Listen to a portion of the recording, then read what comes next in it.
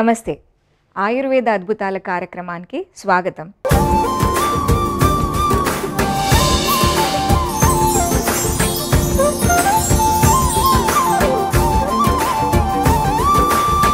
ఆయుర్వేదం అనేది జస్ట్ ఒక ఔషధి మాత్రమే కాకుండా మన చుట్టూరు ఉన్న ప్లాంట్స్తో దాన్ని మనం ఎలా ఔషధంగా వాడాలి అనే దాని గురించి కూడా బాగా చెప్తుంది.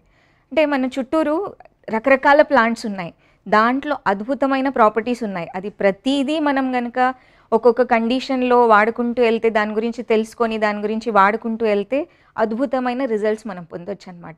అలాంటి ఒక చిట్కా నేను మీకు ఈరోజు చెప్తానమాట. అదేంటంటే వాస, అంటే అడ్డసరం. చాలామంది ఈ మొండి దగ్గుతో బాధపడుతున్నారు కదా. ఈ సీజన్ అంటే ఇప్పుడు ఈ వసంత ఋతువు వచ్చేసింది, దీంట్లో చాలామంది ఇలా కంటిన్యూస్గా దగ్గుతో బాధపడుతూ ఉంటారు. మార్నింగ్ లేవగానే ఒక 5 నిమిషాల పాటు అలా దగ్గుతూ ఉంటారు.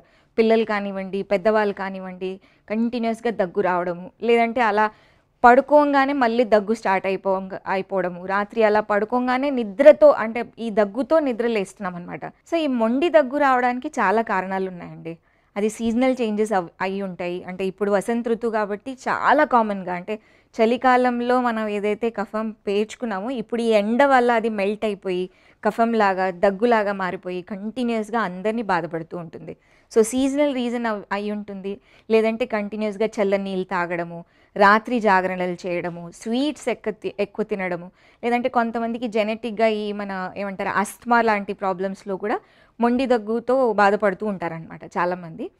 చల్లనీళ్ళు తాగడం కూడా ఒక మెయిన్ కారణం. అలాగే పెరుగు, రెగ్యులర్గా పిల్లలకి మనం పెరుగు పెట్టే మనకు ఒక అలవాటు ఉంది కదా. అంటే కారం అనగానే అయ్యో పిల్లలకి పెరుగు చాలా బాగా పనిచేస్తుంది కదా, బలం వస్తుంది, చల్వా అని చెప్పేసి మనం రెగ్యులర్గా పెరుగు తింటూ ఉంటాం అనమాట. సో ఇలా రెగ్యులర్గా పెరుగు తినడం వల్ల కూడా ఇలాంటి దగ్గు, జలుబు ఈ ఇష్యూస్ ఎక్కువ వస్తున్నాయి. సో ఈ రకరకాల కారణాలతో సఫర్ అవుతున్న వాళ్ళు ఈ అద్భుతమైన ఔషధం మీరు వాడచ్చు. దీనికి కావాల్సిన పదార్థాలు వాస, ఇంకా టంకణ చూర్ణం. ఈ 2 పౌడర్స్ మనం తీసుకున్నాము. సో వాస అంటే తెలుగులో దీన్ని అడ్డసరం అంటారు, అందరికీ తెలిసే ఉంటుంది. ఇది ప్రతి కంపౌండ్లో వైల్డ్గా అలా గ్రో అవుతూ ఉంటుందన్నమాట. బొటనికల్ నేమ్ దీన్ని అడతోడ వాసిక అంటారు. ఇది బొరాక్స్ అనమాట, అంటే టంకణ భస్మం.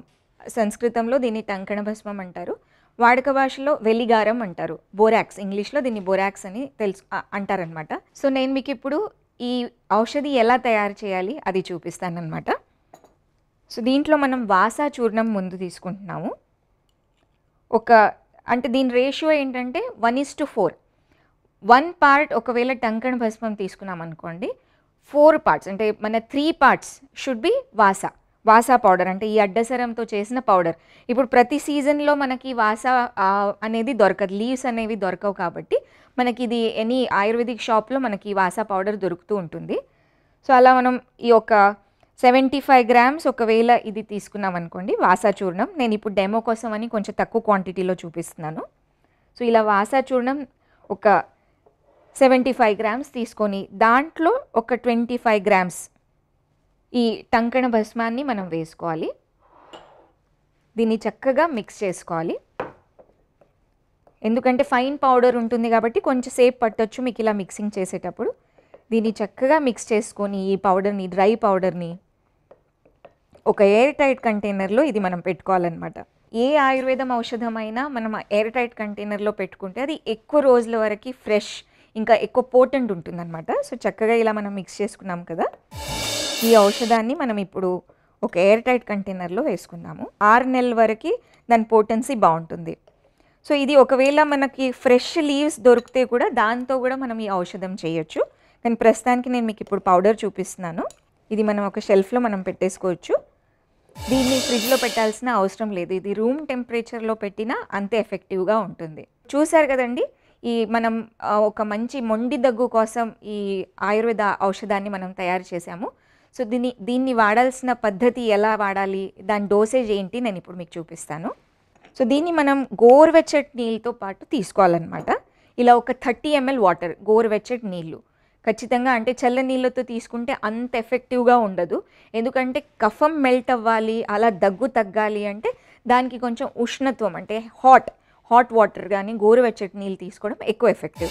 సో ఇలా మనం ఇది తీసుకున్న తర్వాత దీంట్లో ఒక 2 గ్రామ్స్ పౌడర్ అండి, అంటే ఒక పావు చెంచా పౌడర్ని చక్కగా ఈ వాటర్ గోరువెచ్చటి నీళ్ళలో కలుపుకోవాలన్నమాట.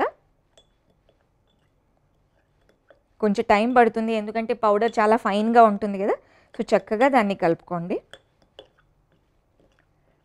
ఇది ఇలా కలిపిన తర్వాత మార్నింగ్ అండ్ ఈవినింగ్, పొద్దున్న ఒక్కసారి అండి బ్రేక్ఫాస్ట్ తర్వాత, ఇంకా సాయంత్రం డిన్నర్ తర్వాత పడుకునే ముందు ఒక్కసారి ఇలా చక్కగా రోజు ఒక 2 గ్రామ్స్ వరకు ఈ పౌడర్, పెద్దవాళ్ళలో అయితే 2 గ్రామ్స్, అదే పిల్లల్లో అయితే మనం జస్ట్ ఒక 1.5 గ్రామ్స్ టు 1 గ్రామ్, చిన్న పిల్లలు అంటే మరి 1-2 ఇయర్స్ పిల్లల్లో అయితే చక్కగా ఒక 1-1.5 గ్రామ్స్ దీన్ని వాడచ్చు. కానీ పెద్దవాళ్ళలో మాత్రం 2 గ్రామ్స్ 2.5 గ్రామ్స్ మనం దీన్ని వాడచ్చు అనమాట. ఇలా ఇది మనం ఇప్పుడు రెడీ అయిపోయింది కదా, దీన్ని జస్ట్ తాగేయడం అనమాట. గోరువెచ్చగా ఉన్నప్పుడే తాగేయాలి. సో చూసాం కదండి, ఈ మనం వాస అంటే అడ్డసరంతో చేసిన ఇది చిన్న అంటే కషాయం కాదు కానీ జస్ట్ ఇన్స్టెంట్గా ఈ టంకణం ఇంకా వాస పౌడర్ మనం ఏదైతే తీసుకున్నాం కదా ఈ మొండి దగ్గు కోసం, అయితే ఈ వాస అనే లీవ్స్ ఏవైతే ఉన్నాయి కదా, ఈ ప్లాంట్ ఉంది కదా, దాంట్లో వాసెసిన్ అని ఒక చిన్న chemical compound, very very important chemical compound ఉంటుందన్నమాట. ఇది ఈవెన్ ఆ మధ్యకాలంలో ఈవెన్ అలోపతి సిరప్స్లో కూడా ఈ కంటెంట్ వేసి సిరప్స్ తయారు చేశారు. సో చాలా ఎఫెక్టివ్గా పనిచేసింది. కానీ కొన్ని విషయాల వల్ల అంటే అప్పుడు కొన్ని ఆర్గ్యుమెంట్స్ వల్ల అది తీసేయాల్సి వచ్చింది. కానీ మన ఆయుర్వేదిక్ షాప్స్లో కూడా ఈ వాసాతో తయారు చేసిన సిరప్స్ అవైలబుల్ ఉన్నాయి. దాన్ని అడుల్సా సిరప్ అంటారనమాట. అంటే కొన్ని ప్రదేశాల్లో ఈ వాసాకి ఇంకో పేరు ఉంది, అడుల్సా. సో అడుల్సా సిరప్ అని కూడా మనకు అవైలబుల్ ఉంటుంది. దానికంటే మంచిది మనం ఇలా పౌడర్ తెచ్చుకొని కానీ, లేదంటే ఒకవేళ అడ్డసరం ఆకులు కనుక మన దగ్గర ఉంటే దాంతో స్వరసం చేసుకొని కానీ మనం ఈ మెడిసిన్ మనం తీసుకోవచ్చు అనమాట.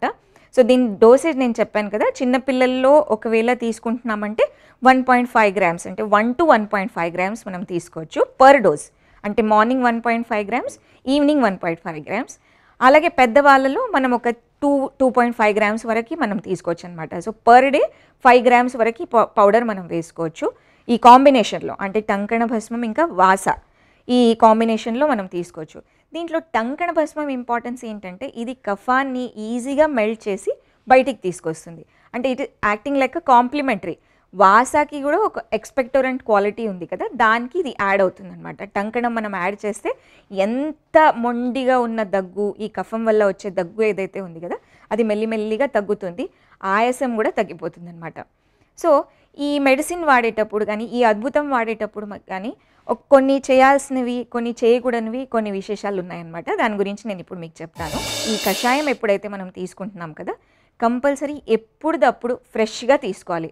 స్వరసం చేస్తే అంటే జ్యూస్ లాగా చేస్తే మాత్రం ఎప్పుడప్పుడు ఫ్రెష్ లీవ్స్ తీసుకొచ్చి వాష్ చేసి కొన్ని వాటర్ వేసేసి అలా మెల్లిగా దంచేసి దాంతో జ్యూస్ తీసుకోవాలి. లేదంటే ఇలా నేను చెప్పినట్టు పౌడర్ తీసుకొని దాంట్లో టంకణ భస్మం యాడ్ చేసేసి మనం ఇప్పుడు కంటైనర్లో పెట్టాం కదా అలా మనం తీసుకోవాలి. ఇంకో విషయం ఏంటంటే ఇది ఎప్పటికప్పుడు ఫ్రెష్. నేను మార్నింగ్ ఎక్కువ కలిపేసాను కదా దాన్ని ఈవినింగ్ వాడతాను అంటే కుదరదు.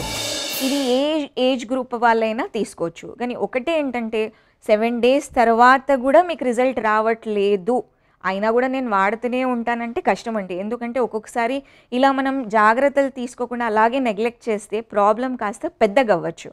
అది కాస్త మేబీ నిమోనైటిస్ అవ్వచ్చు, ఇంకేదైనా పెద్ద జబ్బు అవ్వచ్చు. సో నెగ్లెక్ట్ చెయ్యకుండా చిన్నపిల్లల్లో కానీ పెద్దవాళ్ళలో కానీ ఖచ్చితంగా టైం టు టైం ఈ మెడిసిన్ వాడుతూ రిజల్ట్ వచ్చే వరకు ఒక 7 days వరకు ట్రై చేయండి. ఖచ్చితంగా దాంట్లో మీకు రిజల్ట్స్ కనిపిస్తాయి అన్నమాట. కానీ ఇంకో కాషన్ ఏంటంటే ఇప్పుడు ఒకవేళ తగ్గలేదు, వారం రోజుల పాటు దగ్గుతో బాధపడుతున్నారు, మెడిసిన్ వాడారు, నేను చెప్పిన చిట్కా మీరు పాటించారు, అయినా కూడా దగ్గు తగ్గట్లేదు, జ్వరం వస్తుంది, ఇబ్బంది ఎక్కువ అయిపోతుంది, ఆయాసం ఎక్కువ అయిపోతుంది, అలాంటి కండిషన్లో మాత్రము ఖచ్చితంగా దగ్గరున్న డాక్టర్ని సంప్రదించండి. సో చూసారు కదండి ఈరోజు నేను చూపించిన ఈ ఆయుర్వేద ఔషధాన్ని, అంటే వాస ఇంకా టంకణ్ ఈజీగా దొరికే ఈ 2 మెడిసిన్స్తో మనం చేసిన ఈ చిట్కా చూసారు కదా, దీన్ని వాడండి, ఖచ్చితంగా వాడండి. సో మరి ఒక ఆయుర్వేద అద్భుతంతో మళ్ళీ కలుద్దాం. నమస్తే.